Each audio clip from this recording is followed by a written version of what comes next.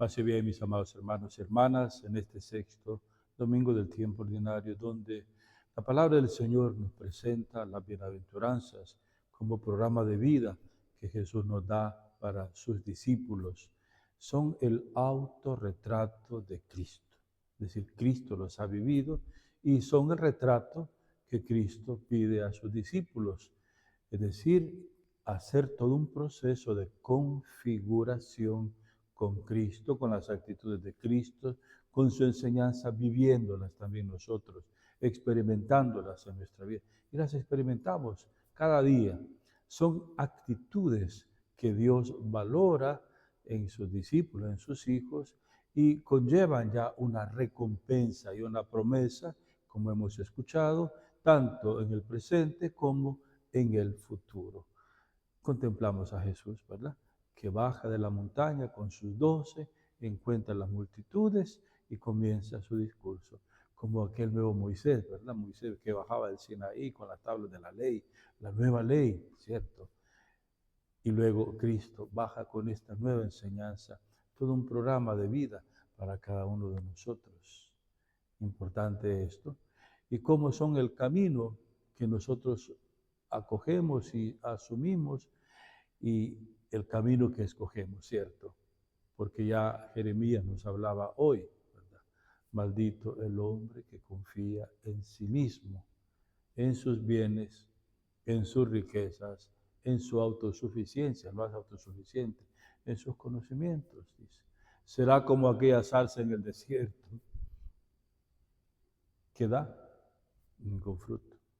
Bendito el hombre que confía en el Señor. Oiga, será como un árbol plantado a la orilla del río. Su follaje será verde, siempre habrá frutos. Qué hermoso.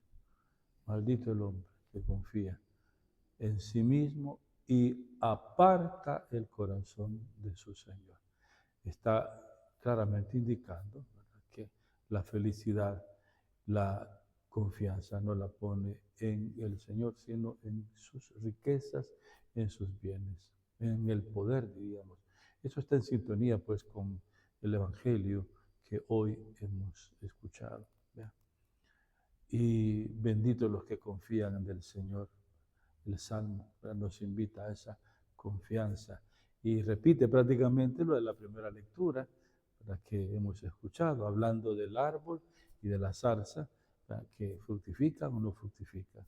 La confianza en el Señor. Bien. Queridos hermanos y hermanas, las bienaventuranzas que hoy nos presenta Lucas son 4. En cambio, San Mateo en el capítulo 5 nos presenta 8. Pero en las 8 están incluidas las 4. Y en las 4 están incluidas las 8. Podríamos decir, son el programa de vida, la novedad. Vean, bienaventurados los pobres, bienaventurados los que tienen hambre, bienaventurados los que lloran, bienaventurados los perseguidos. Si recordamos las bienaventuranzas de San Mateo, todavía añade, ¿verdad?, los desposeídos, los puros, limpios de corazón, los misericordiosos, los que trabajan por la paz. Y uno dice, qué bienaventurados y qué felices van a ser estas pobres gentes, ¿verdad?, que por su pobreza, por la injusticia que se comete contra ellos muchas veces, padecen hambre. Tendrán lo necesario para alimentarse y llevar una alimentación balanceada. No. Los que están llorando por las enfermedades, por el luto, por los endeudamientos que tienen, una desesperación que nosotros, por la enfermedad, por la gravedad, enfermedades crónicas. Como ven, las bienaventuranzas describen, o sea, los pobres sociológicos, los que los tenemos así como están. Y Mateo añade también, bienaventurados los pobres de espíritu, para indicar también que hay personas que puedan tener, pero confiar en el Señor. Y no lo vemos. Personas que están bien, viviendo bien, tienen lo necesario, pero son generosos, comparten. Pero decíamos, ¿cómo puede ser que el Señor Jesús le llame bienaventurados? Macarios, ¿verdad? En griego. ¿Cómo? Felices cuando están en esa situación deplorable y lamentable. ¿Por qué, Jesús, lo dijiste?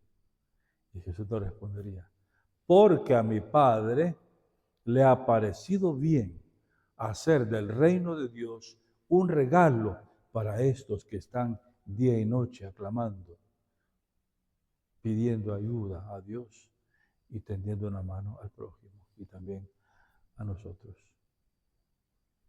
Y por eso a mi Padre le ha parecido hacer del reino de Dios un regalo para ellos, un reino de paz, de justicia, de vida, de santidad, de salud, de comunión con Dios.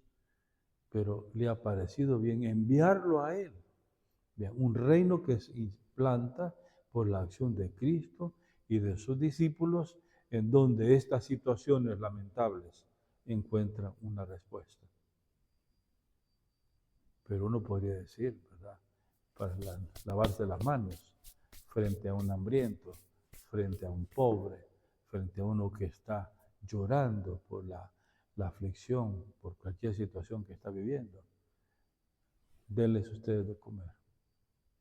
Esa es la frase que escuchamos en el capítulo 6 de San Juan, ante aquellas multitudes que están 3 días con Cristo, hambrientos, y los apóstoles despachan al Señor que compren allá, que se vayan, ¿verdad? Ya es tarde, 200 denarios, denles ustedes de comer, atiéndanos.